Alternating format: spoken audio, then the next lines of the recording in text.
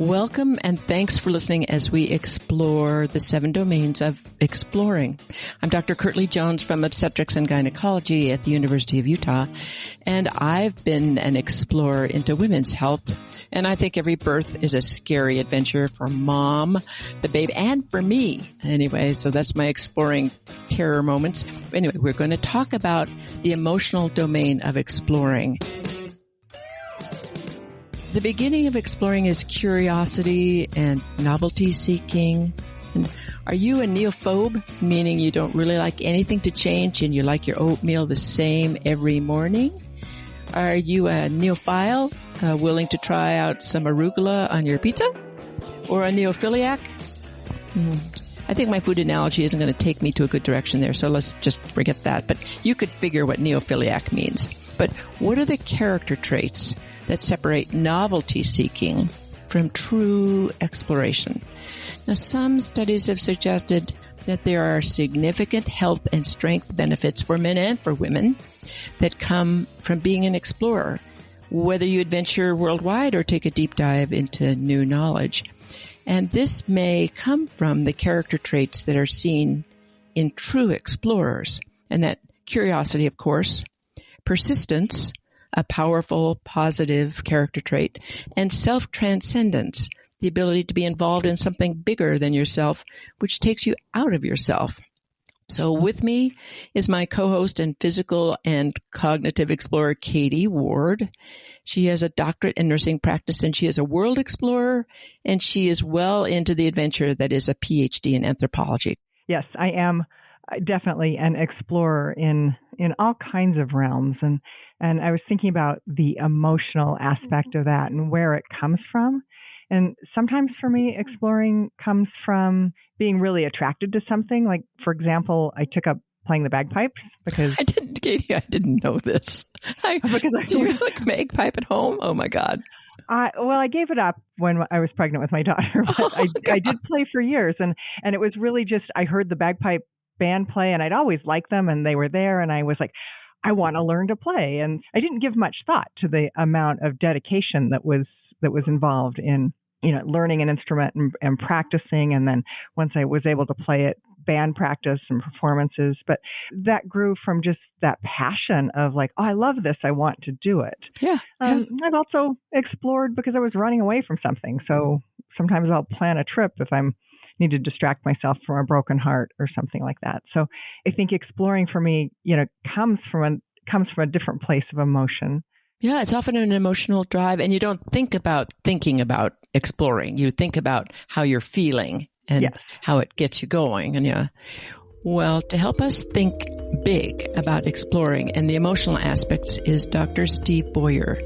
Dr. Boyer is a capital E explorer to me. He's a geologist, a mountaineer, a physician who specializes in emergencies, a nationally ranked runner in his mid-70s, and has bicycled all over the world. The combination of his medical training, geology training, and his mountaineering skills have taken him to the Arctic and to the Antarctic and to the highest mountains of the world. He's traveled to provide medical aid to conflict territories and disaster-struck communities around the world. I've known Steve for 50 years and have been on some mini adventures with him, including a backcountry ski day when I was sure I was going to die, but that beautiful day is now seared in my memory. Not the dying part, but just how beautiful it was. The billowy snow, the bluebird sky, I can still see it in my heart. So I had a little bit of an exploring adventure with Steve. He's a dear friend. Welcome to the Scope, Steve. Thanks, Kirtley, for that introduction. And I hope I live up to that introduction. I know. It's always hard when people give you big introductions. And okay, well, Steve, I've called you an explorer. How does that sit? Would you call yourself an explorer? Only in retrospect. We were so busy with very specific goals in most of the work and traveling I was doing that, like on the American Medical Research Expedition to Everest, we were so focused on getting the route through the icefall, getting the camps in, doing medical research. I was on disaster relief trips We were worrying about patient care. We were worried about ongoing earthquakes in Haiti and Sumatra and our own security, and concerned about ex-combatants coming in Liberia and Congo. So we were really too busy focusing on what it was we needed to do to be thinking about whether or not we were explorers. So this is what I've come as I've been thinking about this deeply, is that the process of thinking about thinking is called metacognition. And that's what people like me do. But explorers don't think about thinking. They are thinking about doing. And so you don't think about being an explorer. You just go be one. You just go be one. Well, when was the first time you were thinking and willing to be curious and persistent and maybe risk-taking? When did you think about when that started? Maybe from my parents telling me that at a very young age, when I was still a toddler, I wandered around our front yard picking up little stones and putting them in a cup. But I wasn't thinking about curiosity. Oh, no, you were just being curious. Yeah. I think one of the risks I took, a long-term risk, was after starting a career in geology, switching over to medicine. So it was somewhat risky for me, I think, to jump into medicine. But one of the reasons that I was interested in that was my experience at high altitude. I realized that my physiology was different from people around me. And once we got up to 11,000, 13,000 feet in the Colorado 14ers, people were lagging farther behind. And I was interested in that. That's not enough to decide to change your career into medicine, but it was there. So that would be a big risk for a long term. Probably the riskiest adventure was on the south face of Annapurna. Before I left to go on this expedition, it was centered in France. We were all on salaries from Bull Computer. There were nights when I would wake up and think, am I really up to this? Is this out of my comfort zone? But I decided to take the risk. And the reason it was risky there was that we were on a 12,000 foot face that averaged 55%. So that's, for people who are listening, that's really steep with a big long fall. And there was a section in the route between 23,000 and 24,500 that was reared up to about 85% grade. That's straight up. We were climbing it once we got the fixed line in place. We were climbing it on Jumars.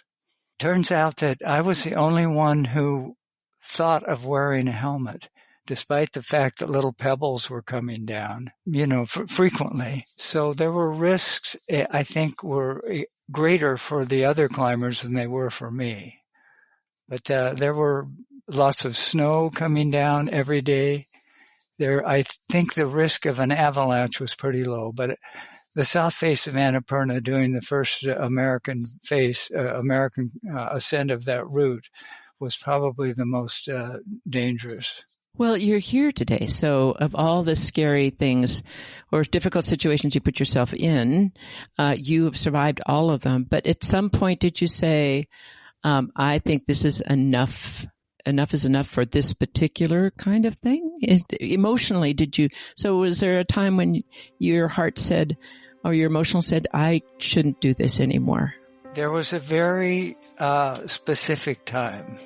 I was on an expedition an American expedition to K2 in 1986, and there were 9 expeditions on the south side of K2 that year.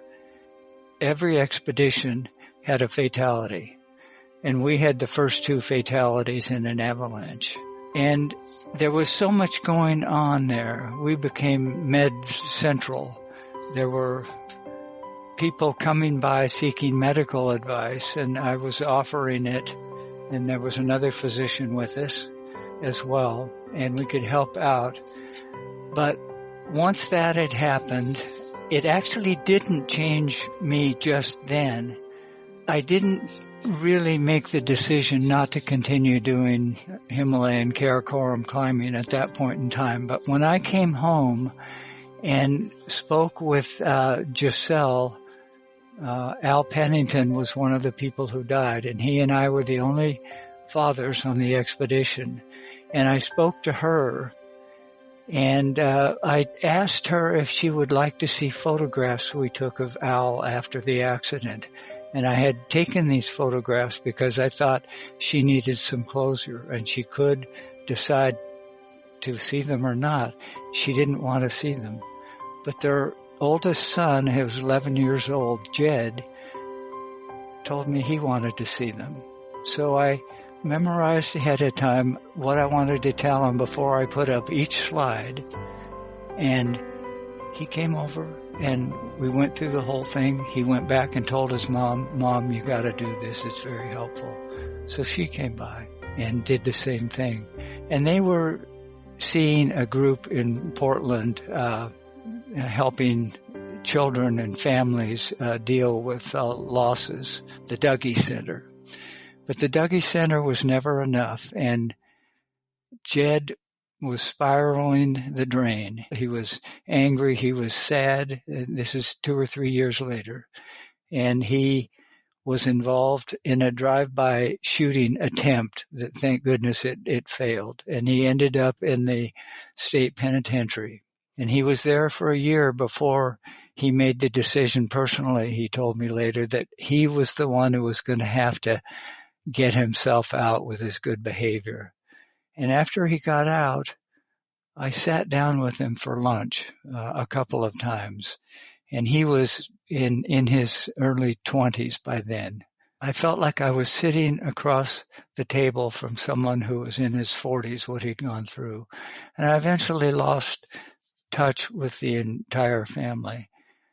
But I saw what his death did to his family, and it made me decide then that it's not what I should be doing, and I stopped, and I never returned to the Himalaya or the Karakoram. Oh, it's to medical do. I know you've been back for medical work, but, well, that is, oh God, that's, having know what happened when my dad died young, and it tore our family apart. It brings me tears. And well, Katie, you've been on adventures, and you've had some times when you thought it was just a step too far. What do you think about that? I have. I took a hike with my daughter that I thought I was prepared for. It was the first time I'd taken this particular hike, but I'd watched videos and I even took a little training course at the place where we rented some gear, studied the route, and there were 3 places where we had to rappel down, but we'd practiced that, and I thought I knew how. But when it was a one-way through hike, so once you got into it, you were committed. You couldn't really hike back out. It's a subway in Zion. I don't know if you've done that, Dr. Boyer. And the day we were there had been rain a few days back, but there was a lot of water in the subway, and it was colder and wetter than I'd anticipated, and we had to rappel down, just a few feet into running water over our heads. So you had to rappel down and then unclip from the rope and swim. And I was expecting a lot of people to be in the space, and we were the only people there. And I really had a real sense of panic about who went first. And we stood there for a long time, having a very hard time making that decision. And, we navigated it fine. Some other people came through, and so then I felt a little better because there was someone behind us, and we had a great adventure and hiked out, and all's well that ends well, obviously.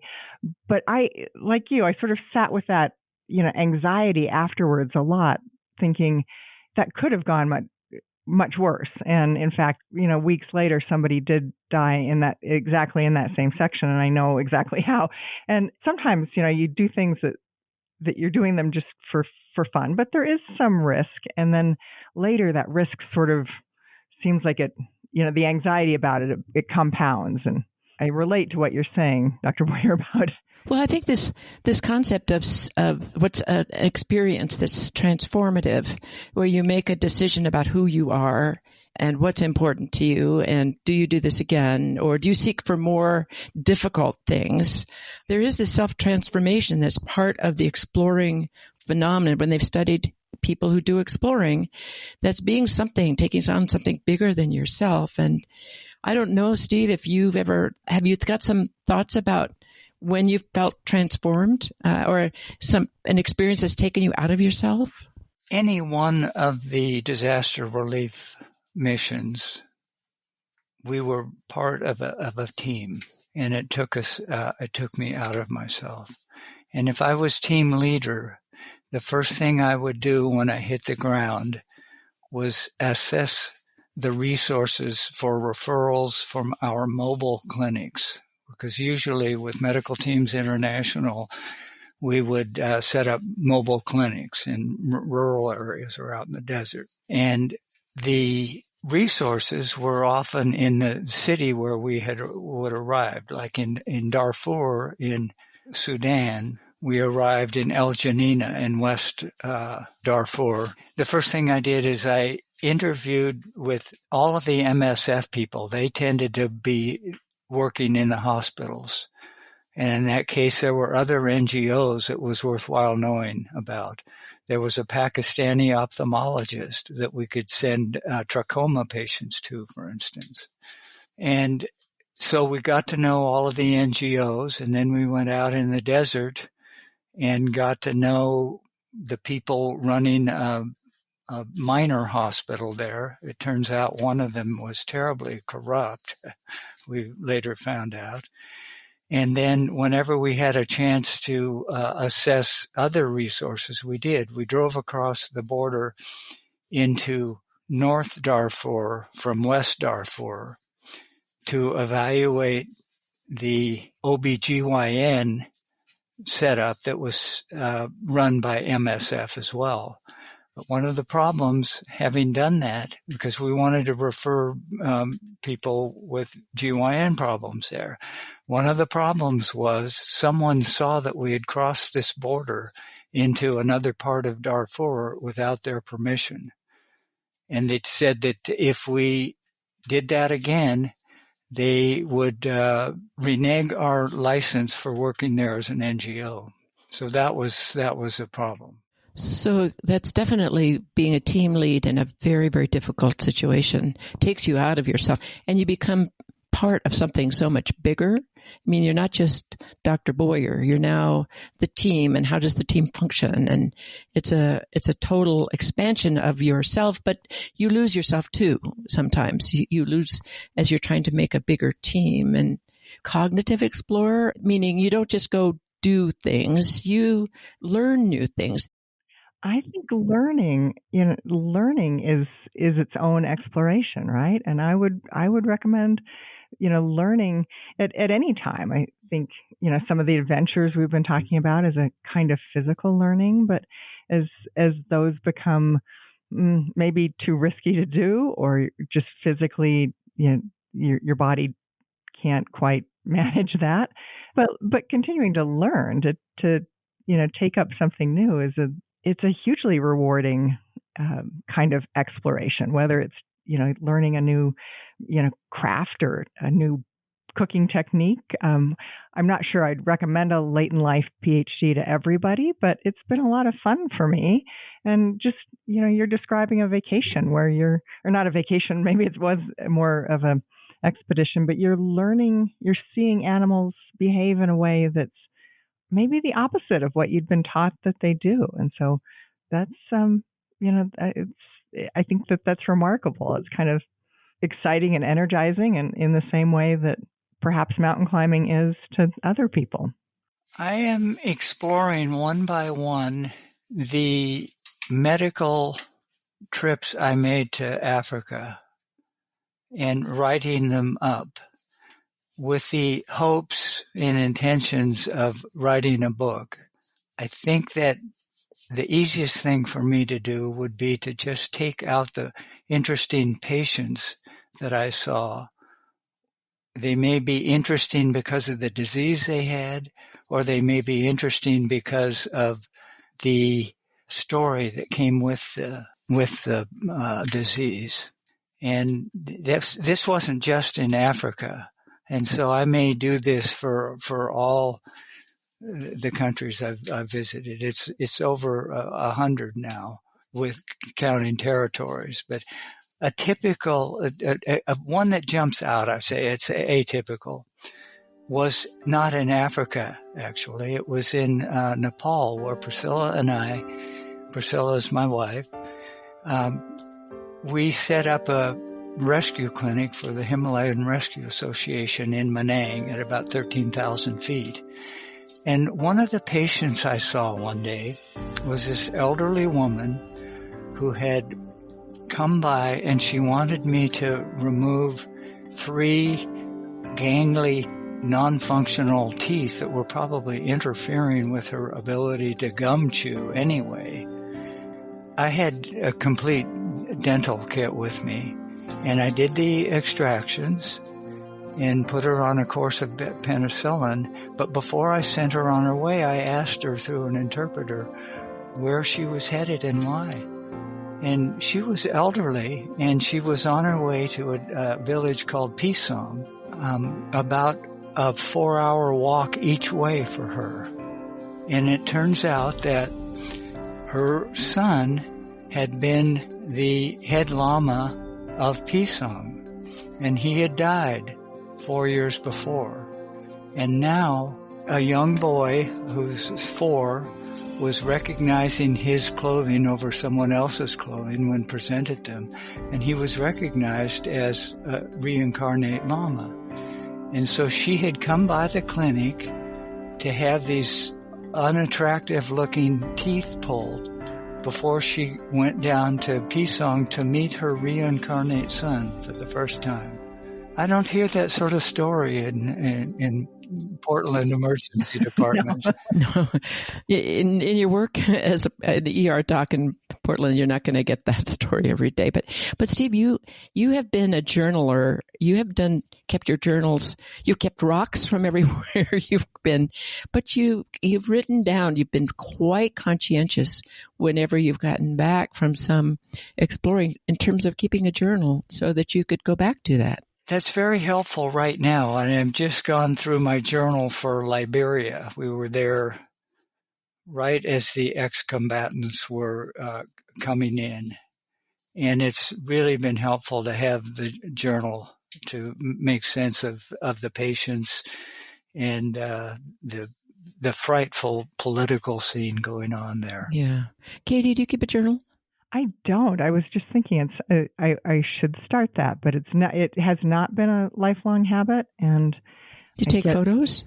I do take photos.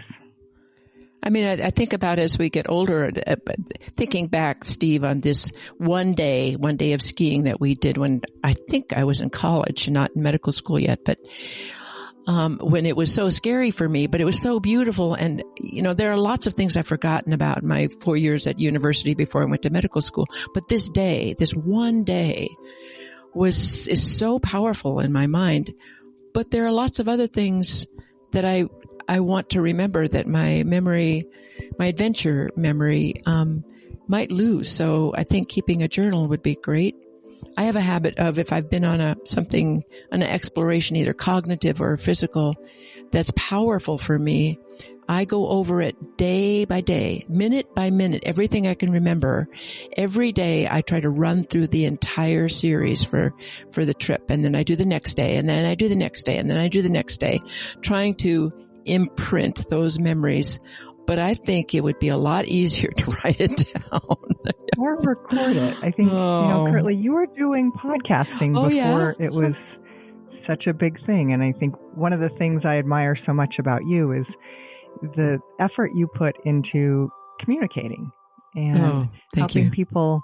I've known this about you for a long time, of being a teacher and making sure that people understand and take away the important information that they need out of their interaction from you. Well, thank you. Thank you. Well, and thanks so much to Steve and to Katie. And I think everyone listening to our 7 Domain podcast is an explorer. They get 3.5 hours in the 7 domains of topics. and hopefully have taken a deeper dive into learning about some of them, and you can use them as a jumping off place for more understanding, or share with friends and family and start a conversation. And you may travel far and wide, or learn deep and broadly, or watch carefully and thoughtfully as you experience the adventure of parenting. And it is never too early, and it's never too late to be an explorer. And thanks you all for being here, and thanks for listening.